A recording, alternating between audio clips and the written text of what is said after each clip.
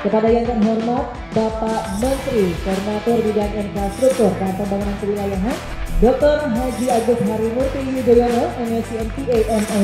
Selamat datang Bapak. Ini adalah MNC Forum yang ke-79. Jadi kami selalu menghadirkan tokoh, ya, termasuk tentunya Pak Ali dalam kesempatan ini yang dihadiri oleh seluruh grup MNC mulai supervisor ke atas, baik offline di sini dan online yang jumlahnya 2.000 lebih. Kami senang sekali Bapak di sini karena kami ingin sekali memperoleh pencerahan.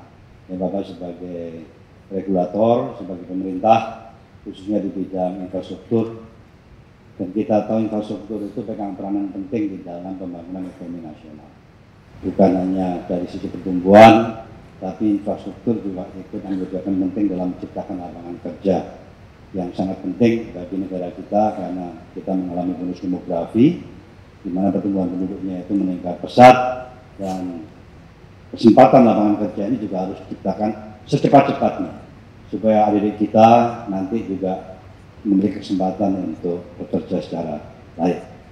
Pertama tentu saya mengucapkan terima kasih dan apresiasi yang setinggi-tingginya kepada bisa dikatakan sahabat, bisa dikatakan kakak yang selama ini juga menjadi salah satu tokoh dalam dunia bisnis, dalam dunia media, dan tentunya di dunia politik. Berikan tepuk tangan untuk Bapak Haritanu Sudibyo, Executive Chairman MNC Group. Terima kasih Pak Haritanu.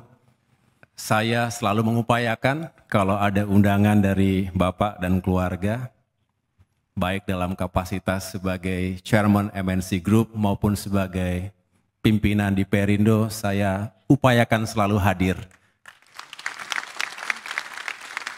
Terima kasih pula kepada Ibu Liliana Tanu Sudibyo selaku Executive Chairwoman MNC Group. Tepuk tangan juga untuk Bu Liliana.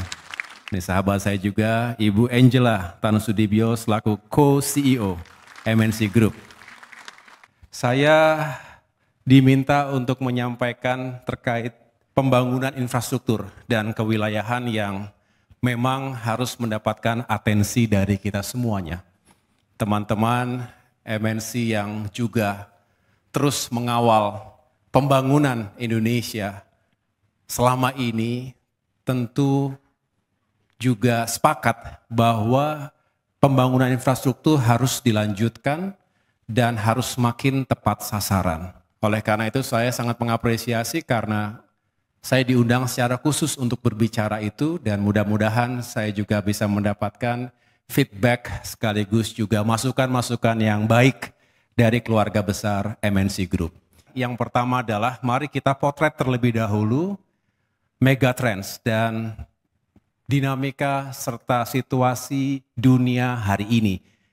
Kawasan Indo-Pasifik dan tentunya kawasan Asia Tenggara dan apa dampaknya langsung maupun tidak langsung terhadap Indonesia. Lalu mari kita sama-sama diskusikan urgensi pembangunan infrastruktur dan kewilayahan yang kita harapkan juga bisa semakin dipahami oleh masyarakat luas dan peran media sangat penting untuk membantu menjelaskan arah pembangunan pemerintah, kendala dan tantangannya sehingga bisa saling memberikan dukungan satu sama lain. Dan yang terakhir, tentunya saya ingin sedikit mengangkat relasi yang baik antara media, demokrasi, dan pembangunan. Bapak, Ibu, teman-teman sekalian, kita memahami bahwa dunia hari ini penuh dengan kejutan dan ketidakpastian. Saya rasa teman-teman media yang paling akrab dengan perkembangan global, karena setiap hari 24 jam mengikuti apa yang terjadi di dunia dan bahkan bisa menyampaikannya ke masyarakat. Paling tidak kita memprediksi di abad 21 ini akan terus terjadi sejumlah tren dunia, tren global yang harus kita antisipasi. Jumlah penduduk diperkirakan mencapai 10 miliar. Hari ini Indonesia sendiri berkontribusi nomor 4 di dunia. Pertanyaannya bukan apakah bumi cukup untuk dihuni oleh 10 miliar penduduk dunia, tetapi apakah sumber daya pendukungnya bisa digunakan dan mencukupi? Dan bagaimana dengan Indonesia? Yang jelas, scarcity akan menjadi permasalahan utama bangsa-bangsa. Kalau kelangkaan, baik pangan, energi maupun air bersih tidak bisa dikelola dengan baik, maka bukan hanya kompetisi makin sengit, tapi juga berpotensi menghadirkan konflik, bahkan perang. Dan sudah terjadi perang di sana-sini. Ini harus kita cegah. Kita tahu bahwa hari ini juga kita merasakan berbagai dampak. Dan kalau bangsa-bangsa sedunia hanya berwacana, maka net zero emission 2060 itu tidak akan terwujud. Kita akan semakin terhimpit dengan permasalahan-permasalahan akibat krisis iklim, pemanasan global yang kita berharap sebetulnya bisa kita cegah jangan sampai menjadi semakin buruk. Ini untuk bumi dan anak cucu kita. Dampak termasuk bencana alam terjadi di sana-sini. Dan kita semua harus waspada dan infrastruktur harus semakin tahan, harus semakin resilient terhadap bahaya bencana alam, bukan hanya karena krisis iklim, tapi juga karena situasi dan posisi geografis Indonesia yang memang rentan. Izinkan saya masuk ke urgensi yang pertama adalah, mari kita mewujudkan infrastruktur yang benar-benar bisa mewujudkan swasembada pangan, energi, dan air. Ini contoh bahwa infrastruktur bendungan misalnya, itu punya berbagai fungsi. Selain fungsi untuk pengairan, kemudian suplai air bersih, tapi juga bisa digunakan untuk pembangkit listrik. Bukan hanya pembangkit listrik tenaga air, tapi juga dengan solar panel yang dibentangkan, yang dihamparkan di atas permukaan air bendungan, ini juga menjadi masa depan kita. Energi baru dan terbarukan harus menjadi masa depan Indonesia.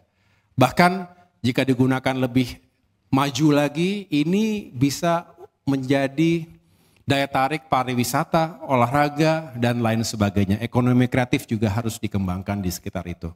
Oleh karenanya, tujuan ganda ataupun berbagai tujuan tadi bisa dihadirkan sebuah integritas infrastruktur yang berkelanjutan. Yang berikutnya, infrastruktur itu harus benar-benar bisa meningkatkan kualitas SDM. Tadi sudah saya sebutkan, sekolah-sekolah kita bangun, rumah-rumah rakyat harus diperbaiki, kemudian juga fasilitas pasar harus semakin baik, dan tentunya juga fasilitas olahraga. Ini juga merupakan cakupan dari pembangunan infrastruktur yang harus semakin kita prioritaskan. Kalau kita ingin SDM kita meningkat, makin cerdas, makin sehat, makin berdaya saing, nggak boleh kita lepaskan infrastruktur seperti ini. Yang ketiga adalah bagaimana konektivitas dan pertumbuhan ekonomi bisa didukung oleh infrastruktur yang relevan. Tadi saya sudah sampaikan dan inilah yang terus kita kawal bersama-sama, termasuk bagaimana kita ingin mendapatkan sumber pendanaan. Kita tahu infrastruktur tidak murah. APBN fiskal kita sangat terbatas. Efisiensi juga terjadi. Oleh karena itu tugas kami, dan tentunya saya senang kalau mendapatkan masukan-masukan, kita harus mencari pendanaan. Penganggaran non-APBN untuk bisa terus membangun infrastruktur di berbagai wilayah. Ini yang harus dilakukan setiap saat agar tidak boleh ada yang terhenti. Ini contoh kerjasama yang baik pemerintah dengan media, memberikan informasi dan edukasi. Informasi tentu penting karena informasi yang akurat di tengah-tengah suasana yang begitu lebur karena borderless dan serba digital ini, kita sulit untuk mengetahui mana yang benar, mana yang hoax, fake news. Tapi media, MNC termasuk yang terdepan untuk melawan itu semuanya. Ini juga menjadi ruang berekspresi. Demokrasi tidak perlu keseragaman. Demokrasi itu memberikan ruang yang luas bagi setiap warga negara untuk berekspresi. Yang penting tujuannya baik. Kalau ada yang kurang pas didengar, ya itulah ruang ekspresi. Tapi paling tidak saya sendiri pernah, ini opini di Sindo waktu itu, masih oposisi kita. Jadi waktu itu agak sering nulis dulu. Memerdekakan negeri dari krisis pandemi, dimuat di Sindo ketika itu. Jadi saya sendiri mencoba untuk menggunakan hak sebagai warga negara, mengekspresikan gagasan, concern. Kalau ada kritik, asalkan membangun, why not? Ini negara kita sendiri, bangsa kita sendiri. Kritik yang baik justru diperlukan. Daripada kita merasa everything is going well, ternyata ada celah-celah yang harus kita tutup dan ketahui paling tidak. Jadi more than happy, more than welcome kalau ada masukan bahkan kritik untuk sama-sama kita perbaiki ke depan. Media adalah ruangnya, pers adalah jalannya. Media yang sehat tentu akan memberikan ruang demokrasi yang sehat pula. Jadi kita harus punya keseimbangan, balance antara stabilitas tapi juga liberty, democracy. Dulu kita suruh memilih, mau pembangunan, mau stabilitas atau kebebasan. Bangsa-bangsa dunia juga suka disuruh memilih, mau pertumbuhan ekonomi atau mau kebebasan. Padahal secara alami manusia itu terlahir bebas, makanya freedom, independence yang kita capai pertama-tama. Bukan yang lainnya.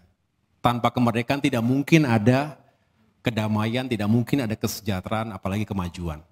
Jadi sudah pasti secara alami kita ingin ini terjadi, tapi not at the expense of political instability. Jadi kita jaga juga stabilitas politik dan keamanan. Nah ini yang ada seni yang harus dijalankan di sini agar tidak ada yang dikorbankan. Nah ini juga bukan segala-galanya tanpa tujuan berikutnya, yaitu pembangunan ekonomi yang berkelanjutan dan juga berkeadilan. Jangan hanya sebagian kecil yang menikmati, tapi semua rakyat mendapatkan manfaat. Dan yang terakhir, barulah Astacita, barulah SDG, barulah cita-cita founding father kita bisa diwujudkan. Indonesia emas, Indonesia yang maju dan sejahtera, itu baru bisa diwujudkan. Jadi tarikannya bisa dikatakan sangat erat. Itulah yang dapat saya sampaikan Bapak Ibu sekalian. Sekali lagi terima kasih atas perhatiannya. Ini mudah-mudahan silaturahmi dapat terjalin terus dengan baik. Dan semoga MNC Group juga semakin sukses dan semakin maju dalam apapun yang dilakukan dan ingin dicapai. Dan bersama-sama kita mengawal pembangunan, menjaga demokrasi untuk Indonesia yang semakin maju negaranya dan semakin sejahtera rakyatnya. Terima kasih. Wassalamualaikum warahmatullahi wabarakatuh. Sebagai